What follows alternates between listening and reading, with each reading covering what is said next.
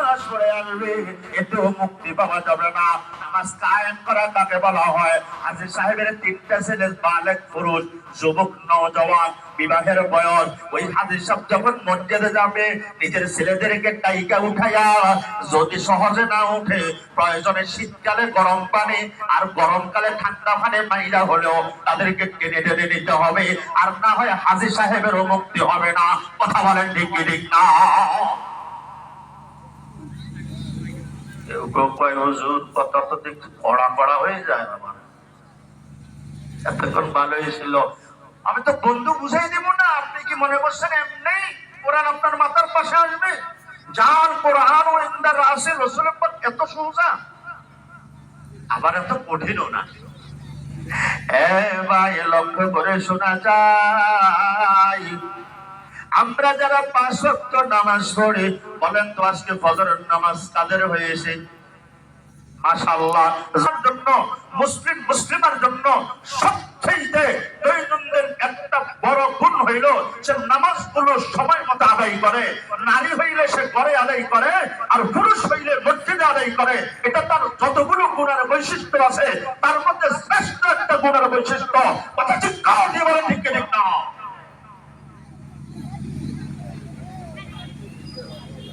মেরে মুহতারাম ভাই ও দোস্ত, আমি যেটা বুঝাইতে চাই, 30 পারা কোরআন আমার মুক্ত হবে কখন? এক কথায় শেষ, আমার জীবনটা যখন হবে কোরআন অনুযায়ী তখন।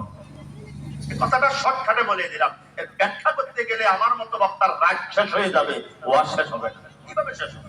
এক রাত না 1000 রাতও পারবো না। পারবো বলে? এক কথায় শেষ, আমার জীবনটা যখন হবে কোরআন অনুযায়ী তখনই কোরআন মৃত্যুর পরে আমার মাথার পাশে হাজির। বলবে দোস্ত ঘুমাও ঘুমাও, আরামে ঘুমাও, আমাকে তেলাওয়াত করতে গিয়ে এত রাতের ঘুম হারাম হয়ে গেছি। হয়তো আমরা অনেকেই ভাবি আমরা যেরকম ঘুমাই সারা দুনিয়ার সব মানুষ ঘুমায়। আরে বন্ধু না,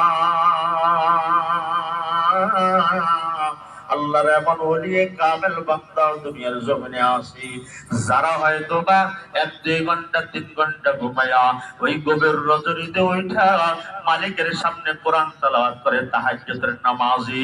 কথা জোরে বলেন আছে কি নাই? অবশ্যই আছে, কম বেশ আছে তো। না যদি থাকতো দুনিয়া থাকতো না। হয়তো আমি আপনি নাই এটার মধ্যে, কিন্তু আল্লাহর কোন ওলি আছে। আর নাইও বা কিভাবে বলবো? এখানে এমন আল্লাহওয়ালাও থাকতে পারে যার জিন্দেগিতে নফল তাহাজ্জুদও কাজা হয় না, 1 মাস কাজা হয় না, 2 মাস কাজা হয় না, 6 মাস 9 মাস কাজা হয় না, বছরে কাজা হয় না, এরকম 2, 4, 5, 10 বছরে কাজা হয় না। আপনাদের আশপাশের এক বুজুর্গের খবর আমি জানি, যার 50 বছরে তাহাজ্জুদ কাজা হয় না। নাম্বার 1 ওটা নাম বলা নেই। কোন বুজুর্গের পেছনে নাম বলে লিখছার দেওয়া, ওটা তার বুজুর্গের খেলাফ। বরং সব বলা যেতে পারে বিশেষ সময়ে গোপনে একা একা বলা যেতে পারে, এটা সবার সামনে বলার বিষয়। এখানেও কোনো আল্লাহওয়ালা থাকতে পারে বছর বছর তাহাজ্জুদ ছুটে না, সে কিভাবে পারে?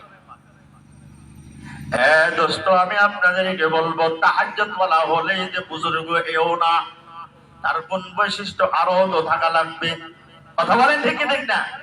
তাহলে আসেন, এই কোরআন আমার মাথার নিকটে আসবে কখন? জবাব হলো যখন আমার ব্যক্তিগত জীবন, যখন আমার পারিবারিক জীবন, যখন আমার রাষ্ট্রীয় জীবন, যখন এক কথায় সব কথার এক কথা হলো আমার হায়াত হতে মওত পর্যন্ত আমি যখন কোরআন মোতাবেক চলতে চলতে চলতে চলতে মওতের বিছানায় কোরআন মোতাবেক আমি শুয়ে পড়বো, তখন আল্লাহর এই 30 পারা কোরআন বন্ধ হইয়া আমার আপনার মাথার পাশে আইসা বসবে আর বলবে, এই শোনো শোনো, আজকে সে ঈমান আর আমলের সাথে মৃত্যুবরণ করছে, আমাকে বন্ধু বানাইছে। 5 ওয়াক্ত নামাজ আমরা যারা আদায় করি অটোমেটিক কোরআন তেলাওয়াত সেখানে আইসাই যায়, কারণ নামাজ পড়তে গেলে কোরআন পড়াই লাগবে। শুধু পড়াই লাগবে না, আমি প্রশ্ন করলে দেখবেন এই হুজুররা, এই পাগড়িওয়ালা হুজুররা জবাব দেবে। বলেন তো নামাজের মধ্যে ভিতরে বাইরে 13 ফরজ, ওর মধ্যে একটা ফরজ আছে কিনা যে কোরআন পড়া আছে কিনা?